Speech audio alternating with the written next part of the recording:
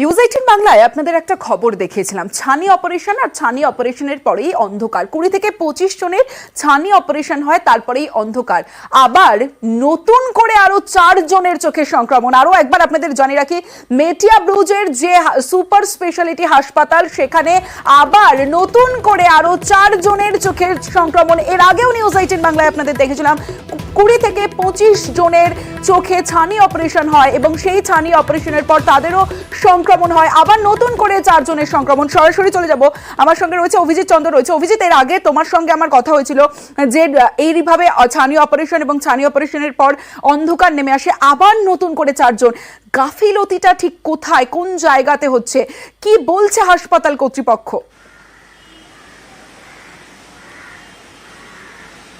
তমশ্রী, যেটা প্রথমেই বলে রাখি, মূলত প্রথম দিন আমরা এই কলকাতা মেডিকেল কলেজে যে খবর করেছিলাম তাতে দেখিয়েছিলাম যে 28শে জুন এবং 29শে জুন, অর্থাৎ শুক্রবার এবং শনিবার গত সপ্তাহের, সেই দুদিন যাদের অস্ত্রোপচার হয়েছিল তাদের বড় অংশটাই এই সংক্রমণে আক্রান্ত হয়েছিল, সংক্রামিত হয়েছিল তাদের চোখ।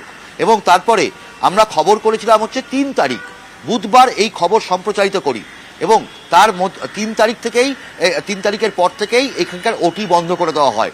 এর মাঝখানে গত সোমবার দিন, অর্থাৎ 1 জুলাই চিকিৎসক দিবস ছিল, সেই 1 জুলাই যাদের এই চোখের ছানি অপারেশন হয়েছিল তাদের মধ্যেও আজকে, গতকাল গভীর রাতে এবং আজকে মোট 4 জন নতুন করে সংক্রমণের তাদের হয়েছে এবং সেই 4 জনকেও এই কলকাতা মেডিকেল কলেজ হাসপাতালের রিজিওনাল ইনস্টিটিউট অফ অপথলমোলজি অর্থাৎ RIO-তে নিয়ে আসা হয়েছে।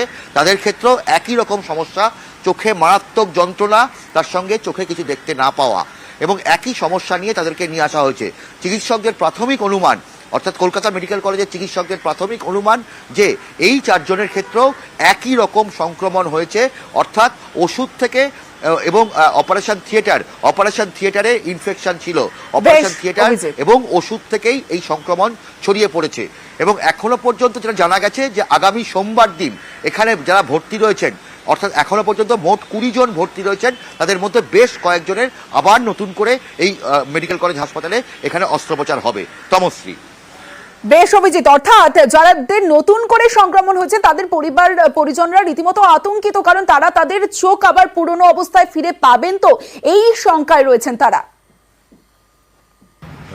1 তারিখে অপারেশন হবার পরে ওনাকে আমরা জিজ্ঞাসা করলাম যে তোমার অসুবিধা কি আছে, বলছে আমার এখানে জ্বালা করছে, চোখ অতিরিক্ত লাল হয়ে গেছে, যার কারণে আবার নিয়ে গেছি, বলছে আমাদের এখানে হবে না, আমরা তোমার মেডিকেলে আমরা ট্রান্সফার করব, যেখানে আমাদের হচ্ছে না, চোখটা পুরোই আমাদের বাদ করে দিয়ে দিবে। আমাদের তো মনে হচ্ছে ও চোখ আর ফিরে আসবে না।